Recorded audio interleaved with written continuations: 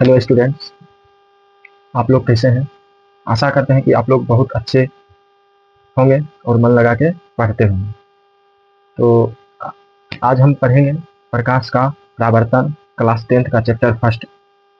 तो कुछ दिनों से 3 दिन से वीडियो नहीं डाल पा रहे थे, कुछ कारण बस लाइव आके हम बता चुके हैं। तो इससे पहले वाला क्लास हम करा चुके हैं। आज हम पढ़ेंगे किरण पुंज के प्रकार। इससे पहले का हो गया है। जो स्टूडेंट नहीं देखे हैं जाके देख सकते हैं। और हमारे चैनल पे जितने भी अभी न्यू स्टूडेंट हैं, हमारे यूट्यूब चैनल को सब्सक्राइब कर लें और वीडियो को ज़्यादा से ज़्यादा शेयर करें। तो आज हम पढ़ेंगे किरण पुंज के बारे में। यानी किरण पुंज बता चुके हैं, लेकिन उनका प्रकार क्या है ये अभी हम जानेंगे। तो चलिए हम स्टार्ट करते हैं कि किरण पुंज के प्रकार, यानी ये किरण पुंज के प्रकार। तो किरण पुंज क्या होता है ये बता चुके हैं। किरणों के समूह को किरण पुंज कहते हैं। समझ गए ना? तो आज हम ये जानेंगे कि क्या होता है। समझ गए ना? तो चलिए स्टार्ट करते हैं बिना देर किए हुए। देखिए, प्रकाश किरण पुंज तो बता चुके हैं कि प्रकाश की किरणों के समूह को किरण पुंज कहते हैं। तब किरण पुंज के प्रकार क्या होता है? तो किरण पुंज कितने प्रकार के होते हैं? तो 3 प्रकार। किरण पुंज 3 प्रकार के होते हैं। तो पहला कौन है? तो समांतर किरण पुंज, दूसरा है अभिसारिक किरण पुंज और तीसरा है अपसारिक किरण पुंज।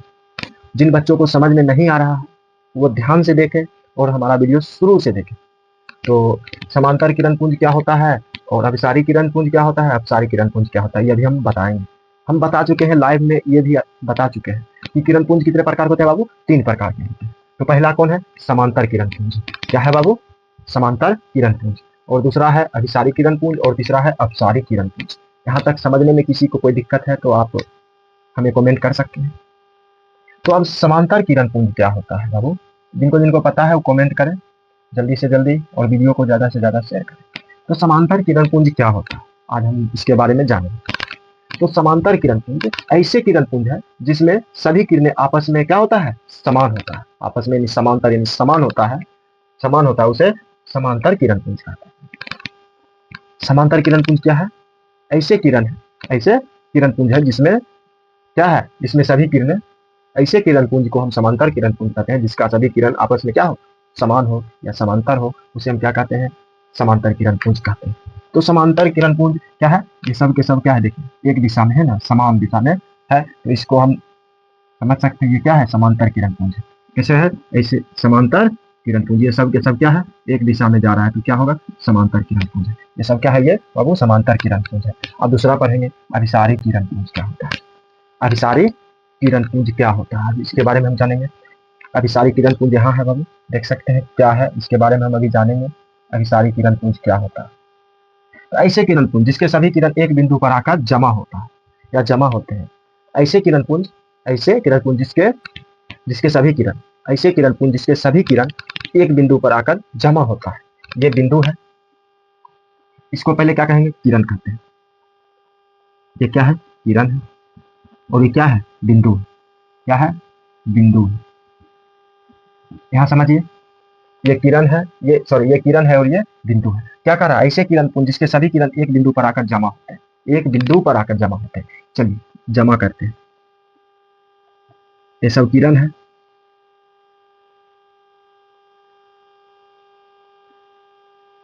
ये सब के सब क्या है? किरण है।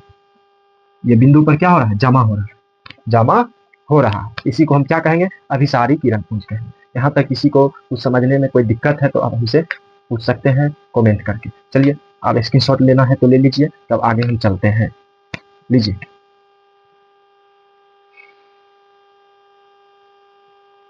तो चलिए अब हम आगे स्टार्ट करते हैं। इसको हम मिटाते हैं, सबको नहीं मिटाएंगे।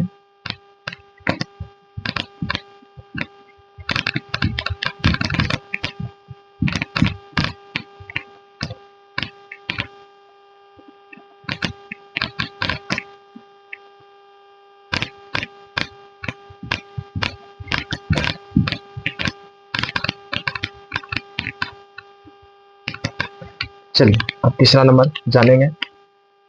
क्या है? अपसारी किरण पुंज। अपसारी किरण पुंज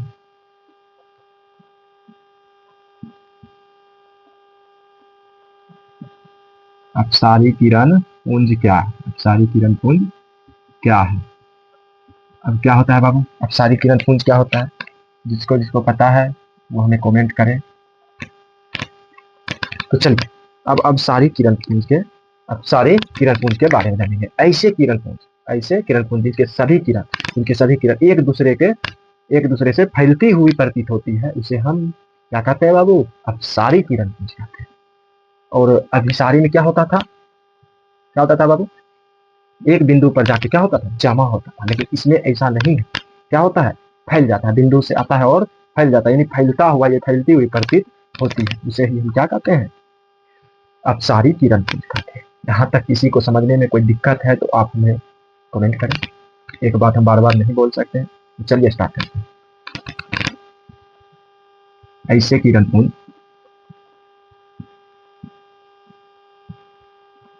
जिनके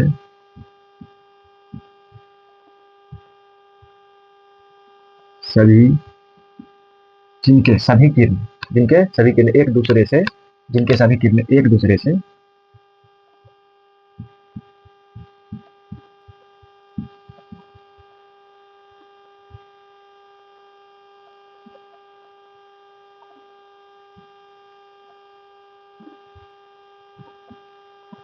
फैलती हुई प्रतीत होती है, उसे क्या कहते हैं बाबू? अपसारी किरण पुंज कहते हैं।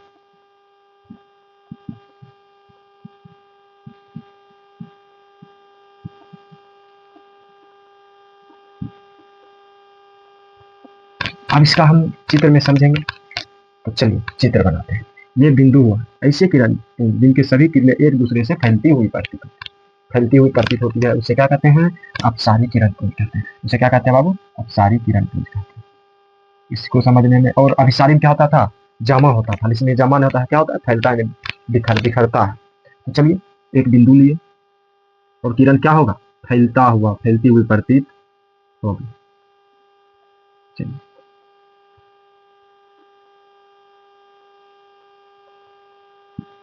इसका दिशा क्या होगा?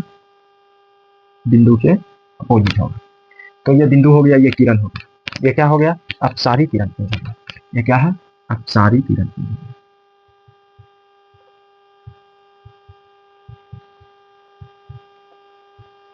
क्या हो गया बाबू? अपसारी किरण पुंज हो गया। तो चलिए इसको उतारिए।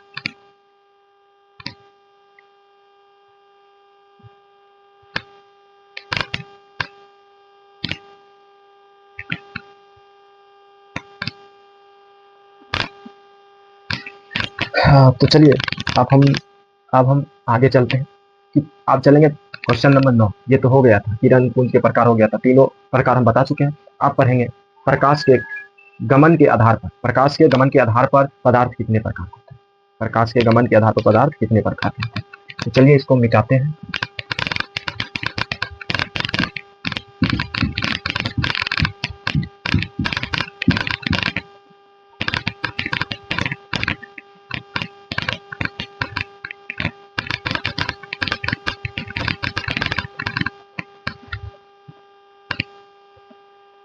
समझे? 9 नंबर, प्रकाश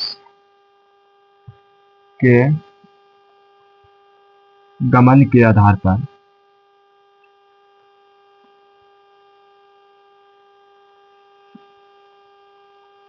पदार्थ कितने प्रकार के होते हैं, या पदार्थ के प्रकार कितने प्रकार के पदार्थ। देखिए प्रकाश के गमन के आधार पर पदार्थ कितने प्रकार के होते हैं, जिनको जिनको पता है वो हमें कमेंट करें।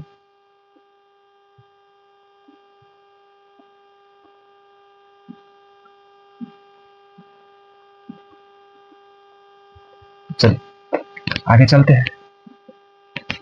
तो प्रकाश के गमन के आधार पर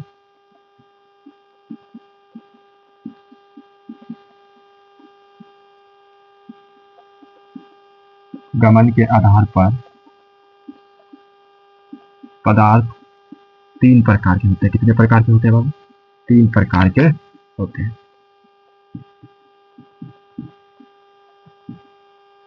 कितने प्रकार के होते हैं बाबू? 3 प्रकार के होते हैं। तो यहाँ तक किसी को समझने में कोई दिक्कत है? इसमें समझने की कोई जरूरत नहीं है। प्रकाश के गमन के आधार पर पदार्थ कितने प्रकार के होते हैं?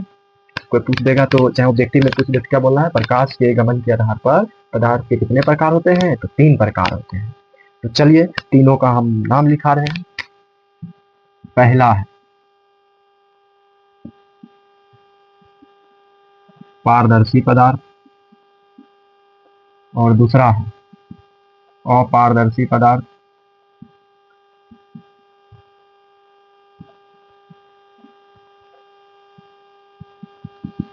तीसरा है पारभासी पदार्थ। यहाँ तक किसी को समझने में कोई दिक्कत है तो आप हमसे पूछ सकते हैं। तो चलिए इसके बारे में हम जानेंगे नेक्स्ट वीडियो में, लेकिन अभी दिखा दिए हैं प्रकार। अब हम कल जानेंगे कि पारदर्शी पदार्थ क्या होता है, अपारदर्शी पदार्थ क्या होता है और पारभासी पदार्थ क्या होता है। तो आप जितने भी नए स्टूडेंट हैं, आप हमारे चैनल को सब्सक्राइब करें और हमें सपोर्ट करें, ताकि हम लोग भी और हमारी टीम आप लोग को अपना टैलेंट दिखा सके और आप लोग को आगे लेके जा सके। तो आप लोग हमें सपोर्ट करें, क्योंकि अकेला हम कुछ कर नहीं सकते ना, आप लोग साथ होंगे तब हम आगे चल के हम आप लोग के साथ होंगे। तो यहाँ तक समझने में किसी को कोई दिक्कत है तो आप हमें नेक्स्ट वीडियो में या जिस दिन हम लाइव आएंगे, कल लाइव आएंगे, शाम में भी लाइव आएंगे, तो कमेंट करके पूछ सकते हैं तो हम बताएंगे। अगर किसी को नोट्स चाहिए तो हमारे व्हाट्सएप नंबर पे हाई लिख के भेजें और हमारे ग्रुप में आके ज्वाइन हो जाए। ठीक है, तो मिलते हैं नेक्स्ट वीडियो में। जय हिंद, जय भारत।